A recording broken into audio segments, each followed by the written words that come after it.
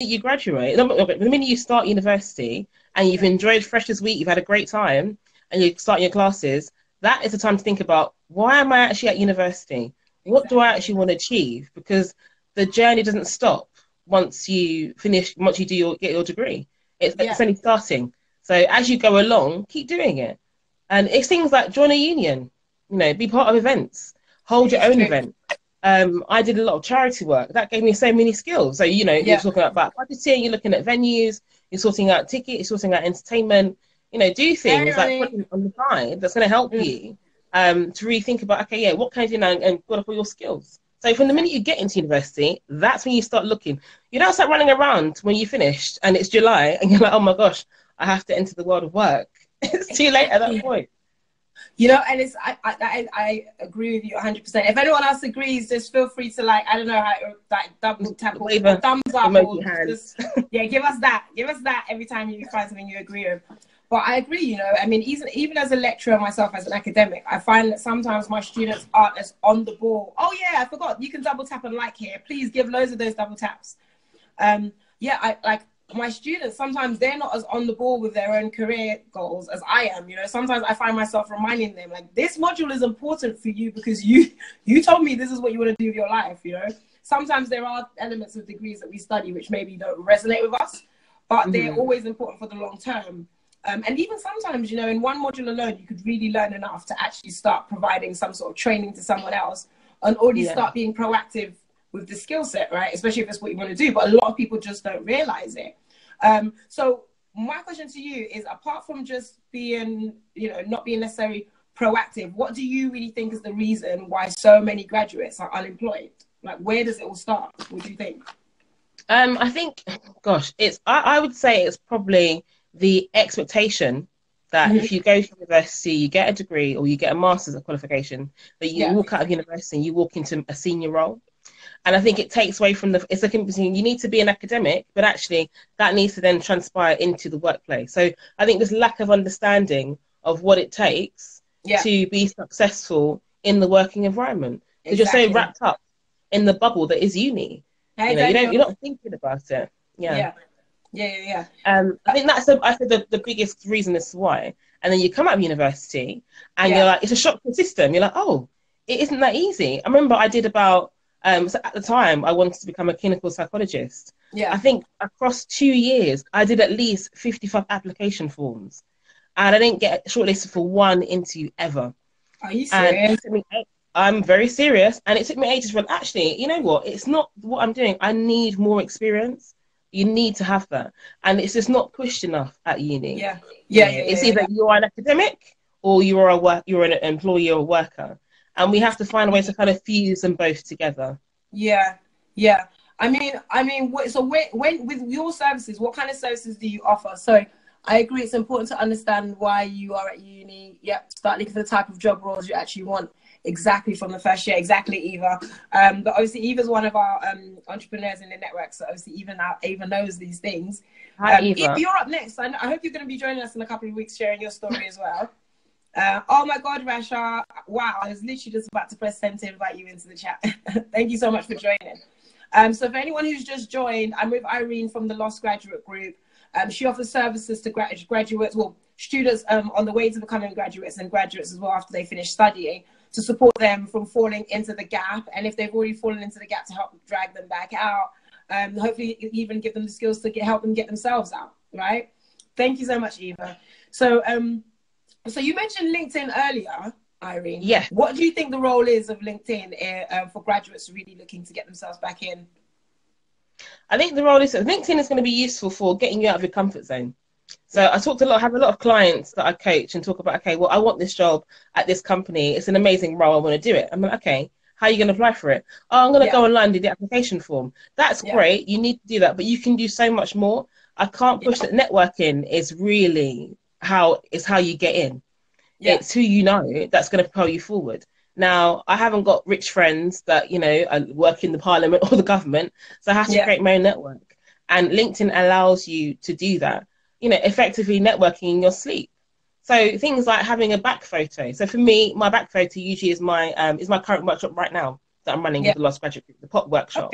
A picture of me, You'll know what it is that I do. You'll see my work experience, and then you see who my friends are and how we connect it.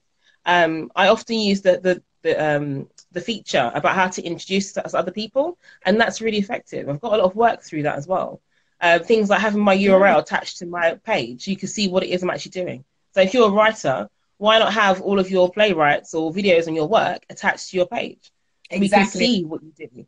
So it's really about, you know, advertising you as a person, and also the skills that you and the work experience that you have as well.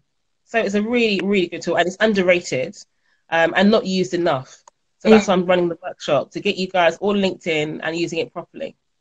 Perfect. So when you first come in contact with students at universities, and you first tell them about what you do, what's the initial reaction? What's the most popular kind of questions and thoughts that they have?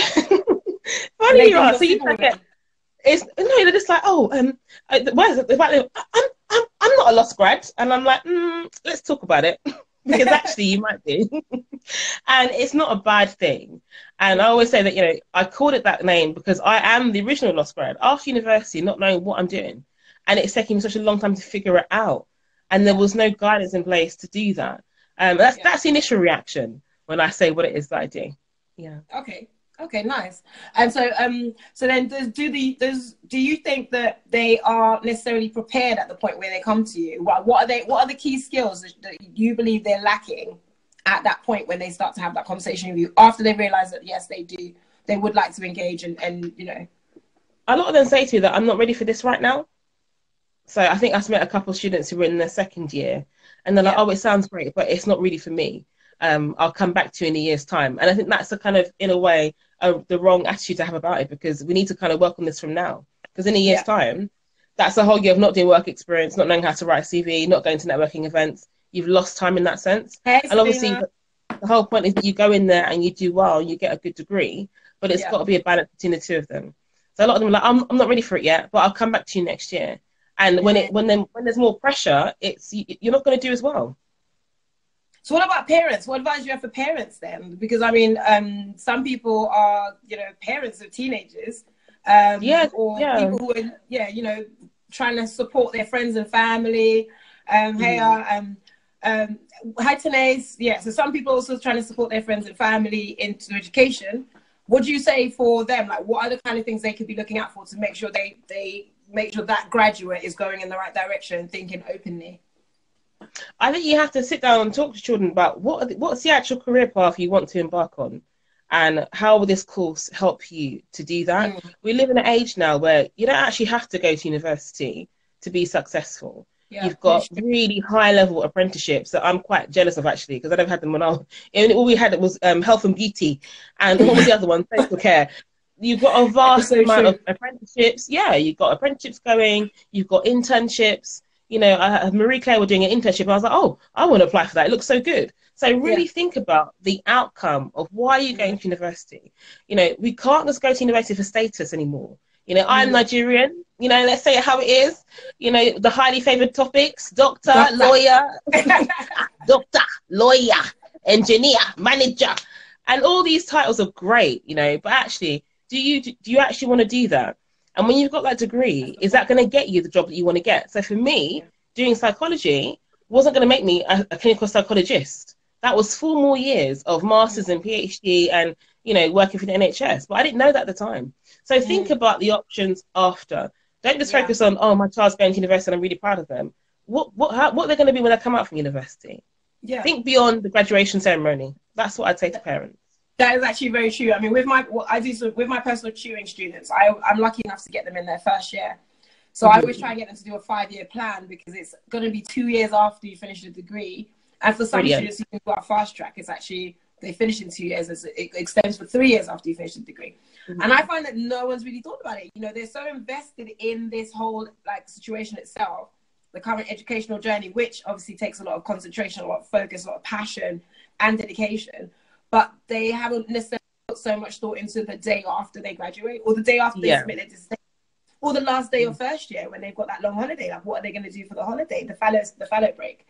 They don't really think about these things. So it's very interesting. In fact, do you recommend for students to study or do work experience or get themselves out there during the fallow season? Or what do you recommend? They should focus on studies, trying to work?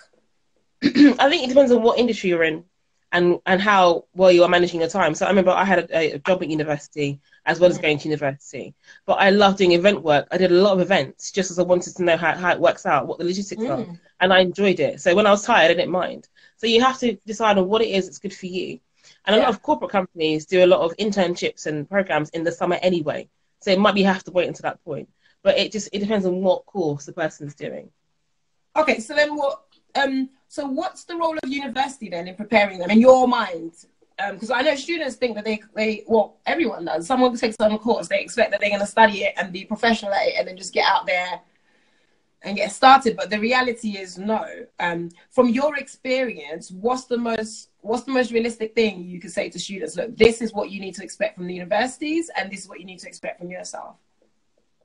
I think university, I know you pay a lot of money for tuition fees and I get that, but the university is not going to find you a job. But what the good thing about it is that they've got connections with companies because they are an educational institution. And I think you need to kind of think about utilizing that. So rather than walking past the careers department, go in there, just see what's happening. Are there any workshops going on in there? Can you talk to the recruitment element or the talent team in university? Can they get you some work experience? Can they get you an internship? So it just makes it, I think it's more of it makes it easier for you to do things like work experience through the university rather than applying independently, but it still requires you to work hard and find opportunities. So you can utilize your department and that's what they can do, but they can't get you a job. It isn't up to them. That's entirely up to you. It's true. It's true. Hi guys, there's so many people. Hey Ade. Does anyone have any questions they want to ask? So Irene works at the Lost. Well, Irene is the founder of the Lost Graduate Group. Let me not even say she works there. And I guess she's dedicated herself, her mission, her life's purpose to rescuing graduates who are about to fall through the gap, don't know there is a gap they could possibly fall through, or have unfortunately already fallen through and would like a little help up and out. So that means that aside from having me here to ask general HE questions, like university questions, we actually have Irene here who can give you even more understanding, more knowledge and more background from her experiences working with graduates who haven't yet found that role. So if anyone does have a question, just feel free to just pop it into the chat. I'm looking at that. If anything gets said that resonates with you, just tap, tap, tap, tap, tap. Like I said, the little hearts will come up. Or feel free to do this. I quite like this emoji. I think it's quite nice. I think it's like that. Okay, so I have more questions. Okay. Okay. Now, cool. The job market itself is super, super, super competitive. Let's be honest. Okay. It's difficult for everyone. At PhD level, the PhDs are debating between themselves. Okay. So what do you think graduates can do to help themselves stand out amongst other graduates and maybe even amongst the employees that are already in place? I think you need to think about, so we talk a lot about, personal branding. That's quite a big buzzword right now. And you're having a unique selling point. And actually, that's not really important to 13 because what needs to happen is that people need to know who you are as a person. So what are your values? What are your interests? What are your skills? You have to bring your personality to every single application, networking opportunity, talking to someone, having a coffee with somebody over coffee. You have to bring a personality because that makes you you. So what is it that you like doing?